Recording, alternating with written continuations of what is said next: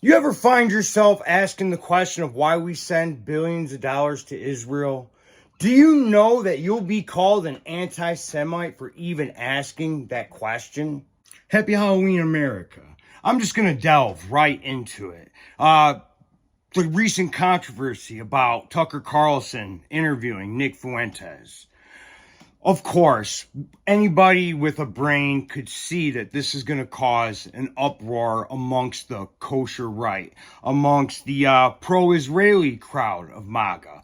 And we all know that they are a very strong contingent within our movement. And in my opinion, I'm just going to be honest, a huge weakness. Because as we're going to see, they will turn on America first without a hesitation.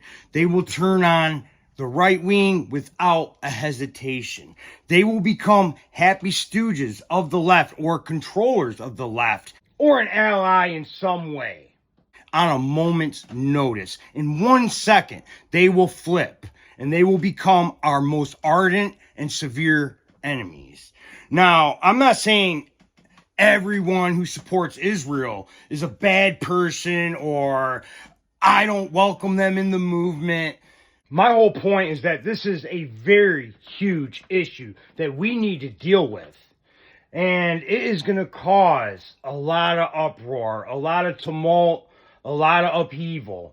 But it's something that needs to get dealt with. But actually, it's not. We don't even have to deal with it at this moment.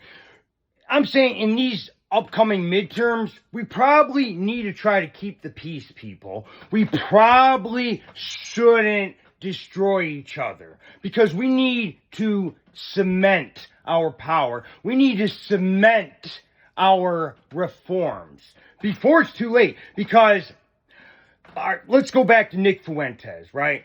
Now, there's a lot of things that Nick Fuentas says that I agree with, and there's a lot of things that I disagree with.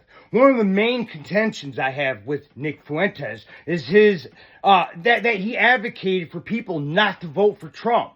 Now, we obviously had a generational decision to make between Kamala and Trump. And to bring this all home, the reason I mention this is because in that decision, we had to save our country.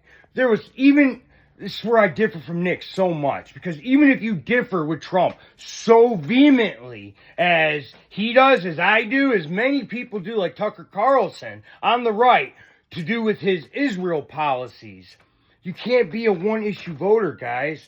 And we are in the fight for our life. This is almost a declared war. And as things are so severe and we are walking on a knife's edge, we have to have wartime unity.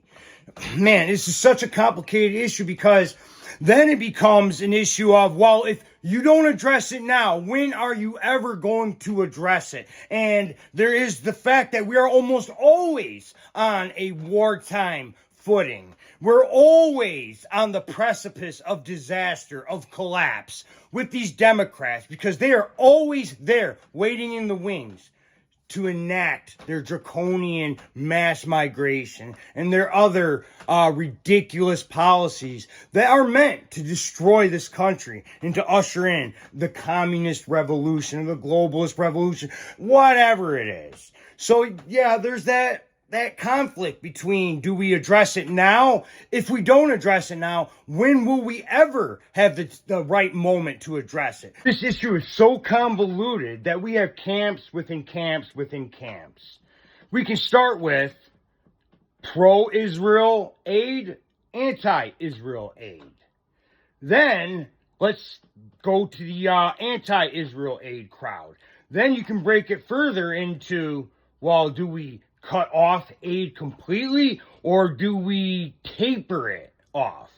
Then you can further divide that camp into, well, when is the right time to address this? When is the right time to confront this inherent hypocrisy within our movement?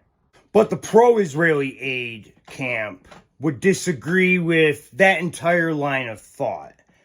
But there are some issues with their rationale to begin with at a fundamental level. What I'm saying is basically is that their whole juxtaposition is false, is not compatible with America first. You can't be Israel first and then America first. It doesn't work like that, you know?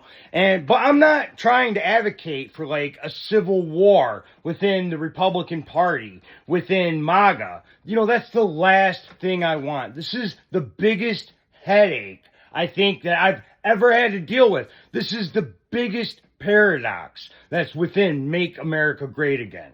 By far, nothing even compares to this. But it's a headache that we're going to have to eventually deal with, right?